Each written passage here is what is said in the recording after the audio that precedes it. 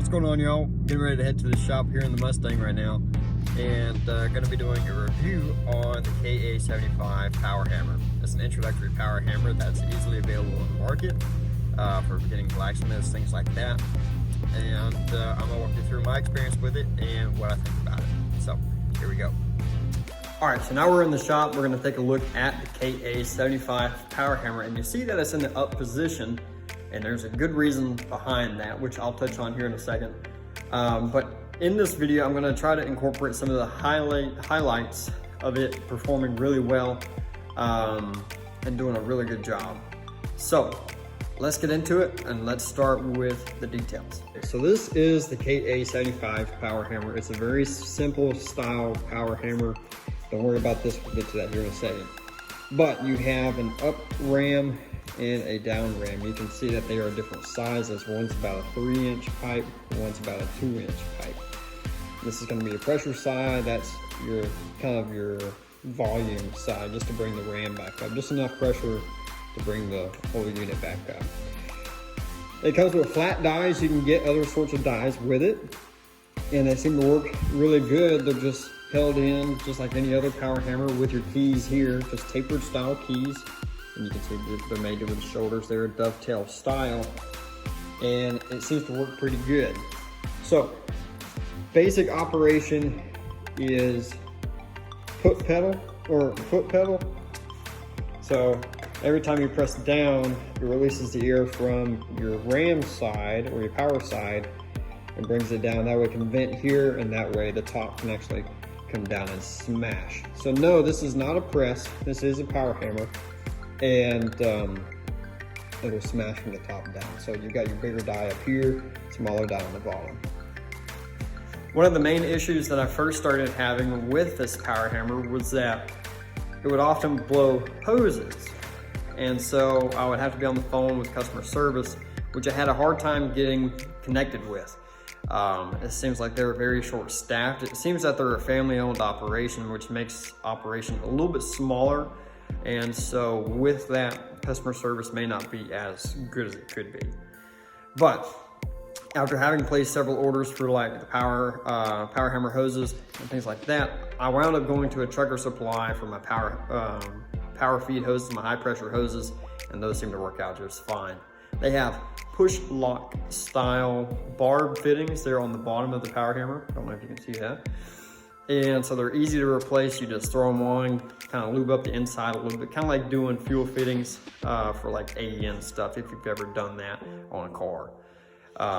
Just kind of a push lock. You don't need a clamp or anything like that. And it works pretty good. Per manufacturer recommendation, we have a reservoir for this unit.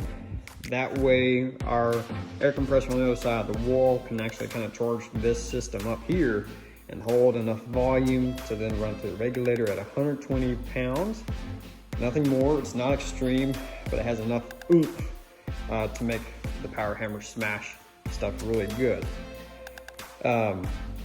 We've also got multiple ball valves here, so that way whenever we're ready for operation, that way we can release the pressure out of the reservoir by that one, goes into the regulator.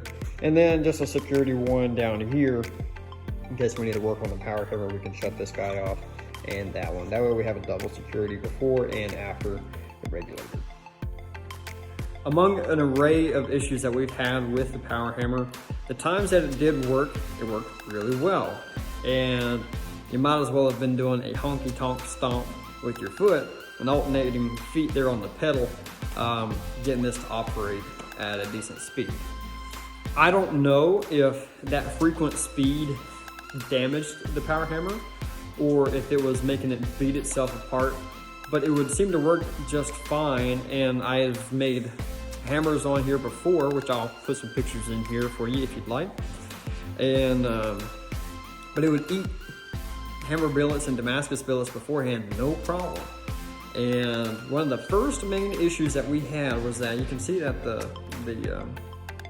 locking collet nuts are different colors. That's because the cap within the first year of using it blew off, and so the ram cylinder, the big cylinder here, actually kind of went down. So it had to be drawn back up through the cap here and tightened back down at least 3 times. It had popped off 3 times, making it a very cumbersome event.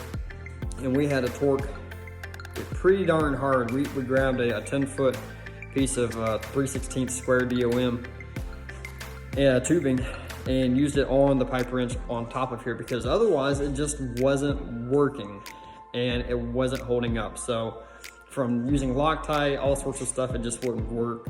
And so this last time, for whatever reason, it seemed to have worked. We torqued the junk out of it and it seems to have been holding up pretty decent so far. It's not necessarily in the manufacturer's recommendation book to have a pad underneath it. They recommend typically just a concrete basin that's about 10 inches or more deep underneath it. But for extra security, what we wound up doing, we wound up putting horse stall mat with shock springs on top of it where it's bolted down. That way it could have some give on the upstroke. That way it wouldn't be beating the cylinders up too bad. And it seems to have worked out fine, because whenever we first had it, it seemed to have been beating itself up pretty hard. But these were lagged down into the concrete pretty darn deep, and it seems to have been holding up base-wise very good. So now I'll move on to what has happened. What's happened, or I should preface it with this. What's happened before is that the iron unit or iron union that bonds the power cylinder downfeed tube, the iron tube, and where it feeds to the hose, that union had split before, at least twice, where threads from the pipe had actually sheared off inside. And so with what you see behind me, I thought it was going to be the same thing again, where it's just, all right, well, we'll replace it, we'll fit new ones in here. But let me turn this around and I'll show you what's going on here.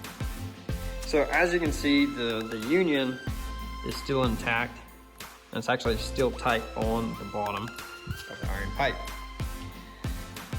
I was hammering away, and what wound up happening is that from here, the iron pipe shoved itself way up in there, and it's incredibly hard to see. And you can also see here, this has moved quite a bit, so that got pushed up pretty far and is not healthy.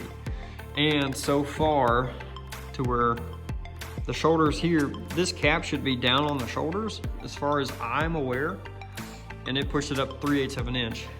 I wasn't doing anything out of the ordinary. I was just using a power hammer like I have been for the past 2 years, and I thought the rod went over there or somewhere across the ground, but I didn't hear anything hit. So I immediately stopped. I put my stuff back into the board. There's another billet that I was supposed to be working on, but couldn't because of this failure. So this is supposed to be like a review of the KA75 power hammer, but it worked good when it did. But as for reviewing this, the features on it, they've proven to be cumbersome, they've proven to be inefficient, and the customer service behind the company isn't worth the time to try to call in. You're better off trying to find parts on your own, which is unfortunate. Top tools, there's not a market for them. You have to make your own, but that's to be expected from being a blacksmith. They do have a threaded port here to where you can attach your top tools if need be, top and bottom tools. Actually, more so just bottom tools. There's not a provision for the top tools here. But while the customer service is lacking, the tool, while it did work when it worked great, but this has proven to be a more cumbersome tool to keep up with than worth time and money to buy. So I know it sounds like I'm bashing the company, but I'm not. The company is pretty decent. They made a decent power hammer, but I think they overcharged for the quality that's at hand. $4,500 or more after shipping is a lot of money to have for something like this when you don't have the reservoir, which is like another $1,000. You don't have a regulator, which is another couple $100. You don't have the piping for it, which is X amount of money for routing into your shop. So it's a big investment. And for something like this to keep failing weekend to weekend, day after day, and having to wait on parts from an unreliable company is not fair for the end user to be using something like this that won't work. I never abused this machine. I used it according to what I've seen across the internet and what they say it's capable of on their website, and it's just not holding up. I would not recommend it to somebody